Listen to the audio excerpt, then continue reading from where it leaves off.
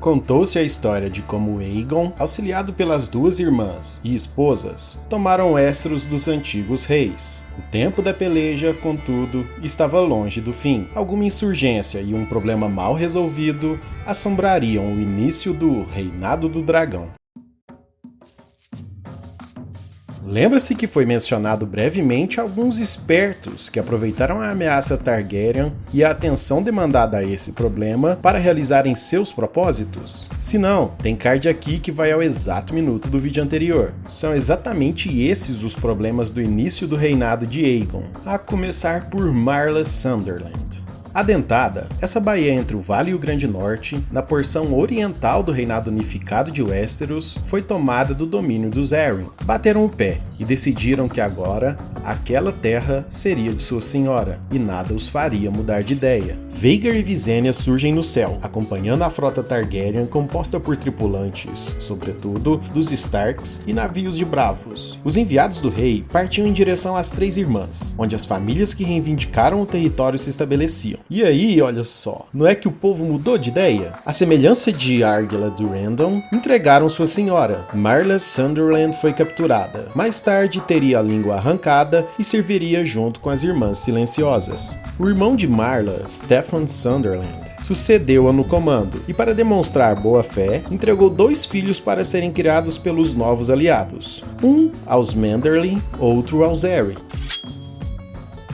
Nas Ilhas de Ferro, todo mundo queria ser senhor. Um tal de Lodos disse que o deus afogado destinou, isso em Velha Vic, sob os restos de Nag. Já em Pike, Grande Vic e demais ilhas, cada um tinha seu indicado e o pau comeu. Lógico que isso chegou até Aegon, que partiu para lá apoiado pelos Lannister, os Tully e os Stark. Também houve pouca resistência, na verdade foi quase um alívio para aquele povo, já que ninguém ia ceder. O tal de Lodos, sacerdote e filho do deus afogado, palavras dele, conjurou lulas gigantes para abater os navios invasores. Como não aconteceu nada, ele foi conversar com seu pai no fundo do mar, com as vestes abarrotadas de pedras. E muitos o seguiram. Tendo pacificado as Ilhas de Ferro, restava agora decidir seu governante. Sugestões foram muitas: Winterfell, Rochedo Casterly, Corre Rio, mas Aegon decidiu que eles mesmos deveriam escolher seu sucessor. Daí começa a história dos Greyjoy como senhores das Ilhas de Ferro.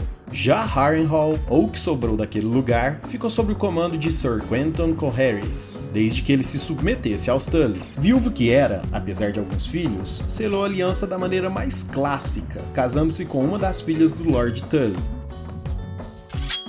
Restava ainda um grande problema, o maior deles, o inevitável confronto com os insubmissos, imbatíveis e inquebráveis.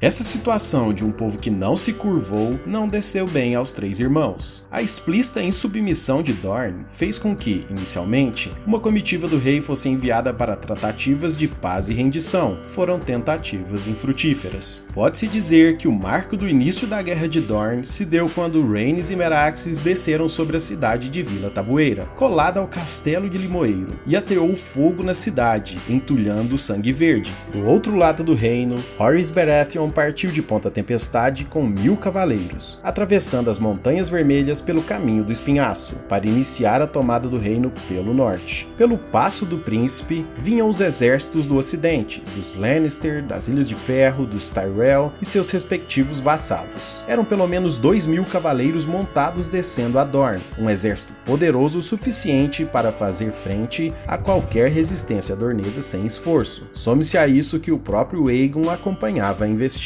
Essa guerra teria se resolvido em instantes, caso Dorne ousasse resistir em combate. Mas esse combate nunca aconteceu. Na medida que os homens do rei adentravam o reino, os dorneses abandonavam suas terras, ateando fogo nas plantações e envenenando todos os poços. Vez ou outra, atrapalhavam o caminho com montes de ovelhas mortas e apodrecidas. Assim, quando a tropa do dragão atravessou o Passo do Príncipe, suas guarnições já estavam prejudicadas. Orys não se saiu muito bem na sua própria travessia. O caminho pelas montanhas era tortuoso, e alguns cavalos empacavam nos lugares mais íngremes. Eventualmente, eram acometidos por pedregulhos que seus inimigos rolavam das montanhas, mas o pior aconteceu quando o caminho do espinhaço cruzou com o rio Vil. Quando atravessaram a ponte, os arqueiros inimigos surgiram repentinamente e os regaram com uma chuva de flechas. O Senhor da Tempestade deu ordem para que recuassem, mas o caminho foi impedido por uma avalanche. Era o fim. Porém, a Orys e um ou outro senhor, misericórdia foi concedida. Não desinteressada, é claro. Eles poderiam valer alguma coisa. Infelizmente, eram cativos do terrível amante das viúvas, Vil de Vil, e um provável destino infeliz os aguardava.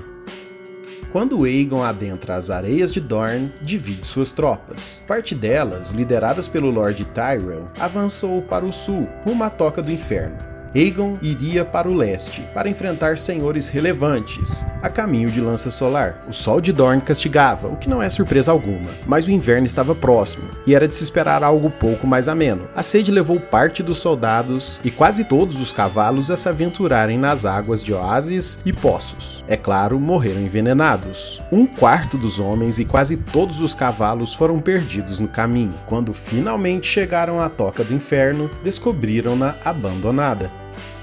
Por sua vez, Aegon foi mais feliz. Para começar, não teve tanto problema com o caminho. Seguindo o sopé das montanhas, encontrou água e sucesso na caça. Alcance Leste sofreu terrível investida, e Paloferro não resistiu a um breve cerco. Com a morte recente do Senhor da Penha, seu intendente não ofereceu resistência alguma. Continuou sem problemas seu avanço pelo norte, e depois da Penha, foi desafiado no caminho pelo campeão da Casa Toland, de Monte Espírito, ou Colina Fantasma. Depois de derrotá-lo, descobriu que aquele não passava do bobo da corte, e não de um campeão. Foi o tempo suficiente para que os Toland fugissem. Finalmente chegou a Lança Solar, encontrando sua irmã Rhaenys, que tomou outros castelos e vilas ao longo da costa, sem resistência. Aegon declarou que Dorne estava conquistada e submetida ao Trono de Ferro. A história se repetia, como na conquista. Nomeou castelões para os lugares conquistados. Jon Rosby assumiu Lança Solar, em nome do rei. Voltou para Porto Real pelo mesmo caminho que o levou até ali. Mal havia chegado na cidade quando os dorneses reapareceram e tomaram de volta seus castelos e cidades perdidas. E a crueldade reinou nas areias de Dorne. Para se ter noção, quem teve o fim mais brando foi Jon Rosby. Ele teve mãos e pés amarrados e foi arrastado até o topo da Torre da Lança e jogado do alto da torre por ninguém mais, ninguém menos que a senhora Merya Martell. Já os outros senhores e seus súditos foram desmembrados ainda vivos. Aliás, os dorneses apostavam no tempo de vida de seus torturados, enquanto os desmembravam. Quem não sofreu tais crueldades foi Harlan Tyrell. Sediados na Toca do Inferno, receberam a notícia da crueldade a leste dali. Eles tinham seus próprios problemas. Naquela altura, Arenito não se rendeu e vivia abatendo um ou outro desavisado que se aventurava em caça pelas areias. Mas Lord Tyrell resolveu ser herói e partiu para Vale para tomá-la, e dali partir rio abaixo até Lança Solar. Vingaria-se pela morte de Rosby e devolveria o domínio ao rei. Só que isso nunca aconteceu. Nas areias, Tyrell e seus homens desapareceram. Nunca mais se teve notícia e os corpos jamais foram encontrados.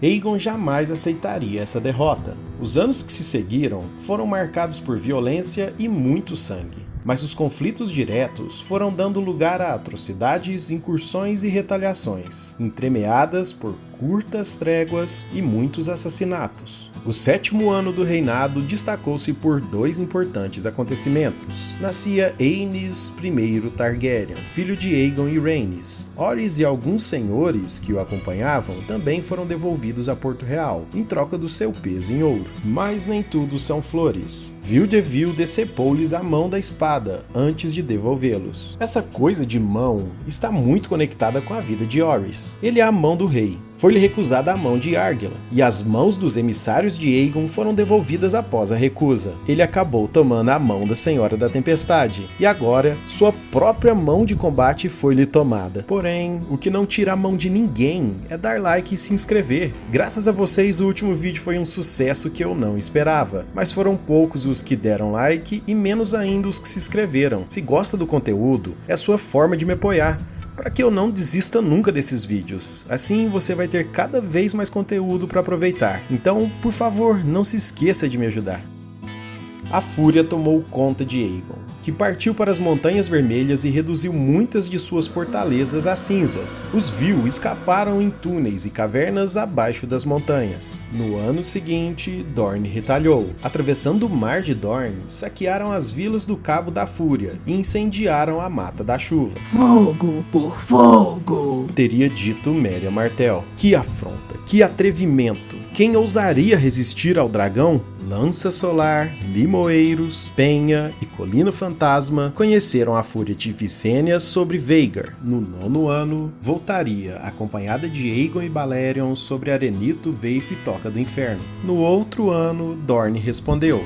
Lord Fowler foi até a Campina pelo Passo do Príncipe. Passou como um raio, com muita velocidade, incendiando vilarejos até chegar de supetão ao castelo fronteiriço, Noct Cantiga, tomando-o para si. No oeste, Vila Velha respondeu com aço. Enviou grande comitiva, liderada por Eddam Hightower, o filho de Manfred, para retomar o castelo. Nesse momento, aproveitando o desmantelamento das defesas de Vila Velha, Joffrey Dayne partiu de Tom Bastella para tomar a cidade para Dorne. As muralhas da cidade se mostraram fortes demais e Vila Velha resistiu. Contudo, Lord Dayne não saiu de mãos vazias. Além de incendiar as plantações ao redor da cidade, ainda encerrou a vida de Garmon Hightower, o mais novo dos irmãos, que saiu para fazer frente a Dayne. Quando Adam chegou a Noct Cantiga, encontrou o castelo abandonado, com as guarnições destruídas, mas não havia corpos dos Caron. Foram levados como reféns para as areias. Então, Eddam voltou rapidamente para Vila Velha, mas Dayne já havia partido. Manfred morreu pouco depois desse evento, e seu filho Adam assumiu Vila Velha, clamando por vingança. Aegon voou para Jardim de Cima, para conferenciar com Tel Tyrell, que relutou em ajudá-lo, depois do que aconteceu com o pai e seu exército. Mas a vingança veio.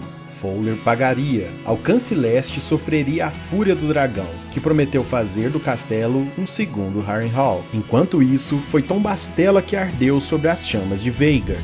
Rhaenys e Meraxes levariam a fúria do dragão à Toca do Inferno, de novo. Só que dessa vez não seria como sempre fora. Entendo que é importante explicar que além do destruidor poder dos dragões, eles são seres apelativamente resistentes. Suas escamas são mais rígidas que aço, e nem lança, nem flecha ou espada podem contra elas. Todavia, o impossível aconteceu. De uma torre alta do castelo, uma balista disparou um dardo de ferro de 1 metro, que atravessou o olho direito do dragão. A criatura caiu, ainda viva, debatendo-se em agonia derradeira, destruindo torre e parte da muralha do castelo. O que se sabe é que o Rhaenys morreu ali, antes ou depois de Meraxes. Apesar das más línguas afirmarem que ela sobreviveu, foi capturada e torturada até o último suspiro pelos Uller. Era o 10º ano depois da conquista.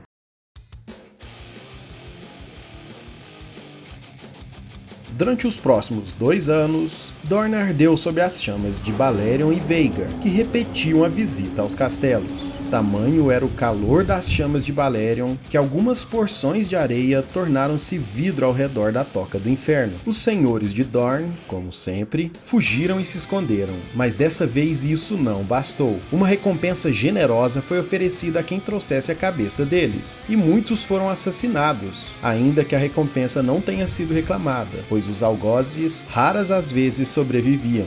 Dorne, por sua vez, ainda fazia jus ao lema. O troco veio com assassinatos pelo reino. Lord Connington, do Poleiro do Grifo, morreu em uma caçada. Lord Mertins, de Mata Bruma, e sua família morreram envenenados por um vinho dornês. Isso foi bem juvenil. Já Lord Fel foi sufocado em um bordel em Porto Real. E se isso pareceu ousado, saibam que tentaram matar Visenya também, mas sem sucesso. O ato mais infame de toda a Guerra de Dorne partiu do já mencionado Vil de Vil. Esse cara apareceu em um casamento sem ser convidado, o que já é terrível, e após a cerimônia, castrou o marido Jon Catharin na frente da esposa, Alice Lockhart, de Carvalho Velho. Depois, estupraram-na e venderam a um traficante de escravos de Myr.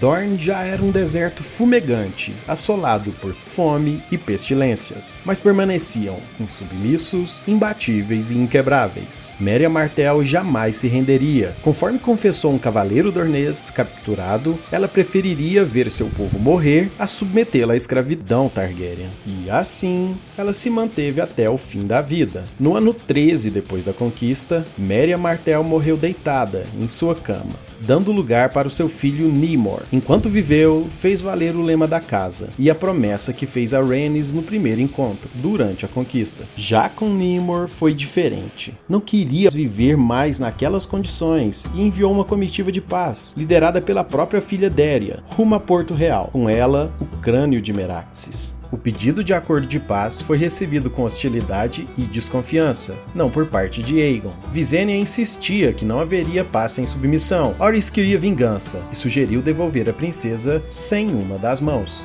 Lord Oakhart também sugeriu vingança na mesma moeda, que a princesa fosse entregue a um puteiro ralé, até que todos os mendigos da cidade se cansassem dela. Aegon estava decidido a garantir a integridade da moça, mas não um acordo. A verdade é que a guerra cansou todos eles. Os muitos anos pareciam clamar pela paz, mas não poderiam ignorar que Rhaenys e um dragão morreram. Pareceria fraco, e isso poderia trazer mais problemas para o reinado, incentivando novas insurgências. O pequeno conselho era contrário a tal acordo, e Aegon estava prestes a declarar que a guerra continuaria, conforme relatos de Maestre Lucan, quando a princesa entregou-lhe uma carta, reservada apenas para seus olhos. Aegon leu em silêncio, no trono, na frente de todos. Depois, queimou a carta e nunca mais falou nela. Naquela noite, voou sozinho para a Pedra do Dragão e na manhã seguinte, selou a paz. Não se sabe o que constava naquela carta, e as especulações são muitas. 20 anos mais tarde, ainda sob o reinado do dragão, Maestre Clegg